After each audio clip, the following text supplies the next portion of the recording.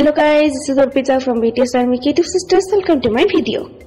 তো আজ হলো হোপের birthday. Happy birthday Hope, first day বলে দিচ্ছি। তো আমি হোপের একটা ছবি আঁকছিলাম, তোমরা ফার্স্ট ডে দেখেছো। তারপর আমার মাথায় একটা বুদ্ধি আসলো যে প্রতিবারই তো আমি একটা করে স্কেচ আঁকি, তো এবার আমি একটা কেক বানাবো। যদিও আমি কেক বানাতে পারি কিন্তু ক্রিমের কাজ একদমই পারি না, ফার্স্ট টাইম ট্রাই করবো, বাট ইটস ওকে। তো আমি আমার সব সরঞ্জাম নিয়ে রেডি হয়ে গেলাম। প্রথমে ময়দা নিলাম 3 কাপ, কর্নফ্লাওয়ার নিলাম 1 কাপ, আর এদিকে নিয়ে নিলাম 1 টেবিল চামচ কোকো পাউডার। আর এখানে আমি বেকিং পাউডার দিয়ে দিব। বেকিং পাউডারটা আমি 1 চামচ মতো দিয়েছি, 1 চা চামচের মতো দিয়েছি, আর হাফ চা চামচ দিয়েছি বেকিং সোডা। তো সব শুকনো উপকরণগুলো আমি একটু ভালোভাবে ঝেড়ে নিচ্ছিলাম।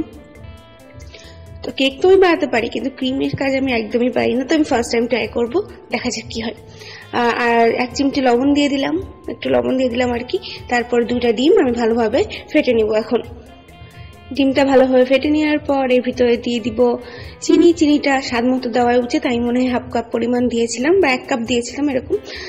তারপর এটাকে ফোমি করে নিতে হবে, মানে চিনিটা যতক্ষণ ভালোভাবে ডিজলভ হয়ে যায় আর কি, গলে যায় ততক্ষণ করতে হবে। তারপরে দিয়ে দিলাম এখানে তেল আর দুধ, এটা দিয়েও ভালোভাবে ফেটে নিয়েছি।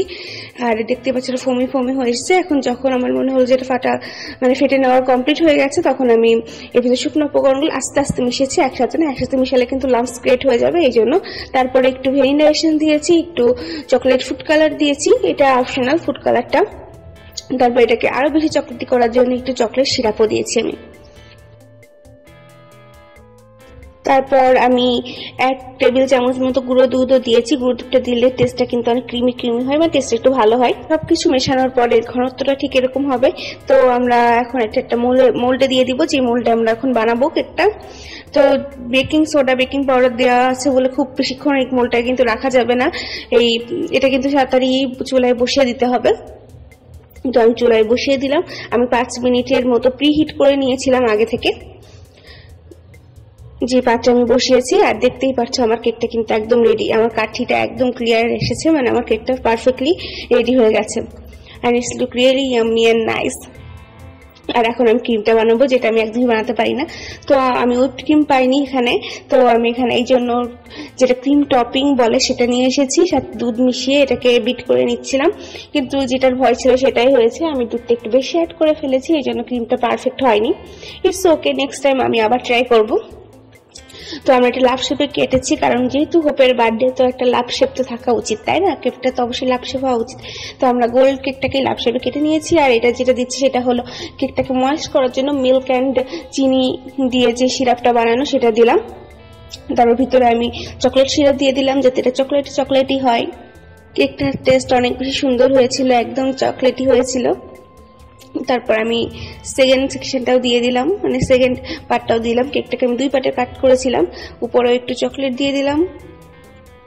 দেন নিচে আমি সাদা ক্রিম লাগাচ্ছিলাম আর কি। তারপরে ভেবেছি আবার পরে যে আমি সম্পূর্ণটা চকলেট দিয়ে কোট করবো আর কি। প্রথমে আমি সাদা ক্রিম লাগিয়ে নিলাম, তারপর আমি এই চকলেটগুলো কিনে এনেছিলাম, চকলেটগুলো দিয়ে ডেকোরেট করবো ভাবলাম। তো আমরা এটা 5 মিনিটের মতো ফ্রিজে রেখেছিলাম, কারণ আমাদের আর তসই ছিল না।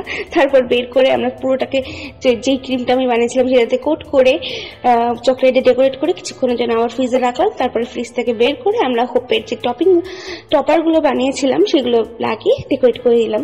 It's look nice ultimately, right? First বারের জন্য এটা অনেক বেশি কিউট হয়েছে। আর হোপের উপরে হোপের ছবিটা দিয়ে এটাকে অনেক বেশি সুন্দর লাগছে। Happy birthday to you, happy birthday dear Hobi, happy birthday to you, we love you Hobi and we really miss you. তো আমি খুবই খুশি যে আমি যেমনই কেক বানিয়েছি, প্রথমবার আমি ক্রিম দিয়ে কাজ করেছি, হোপের জন্য বানিয়েছি। I hope you like the video. Thank you for watching, love you all.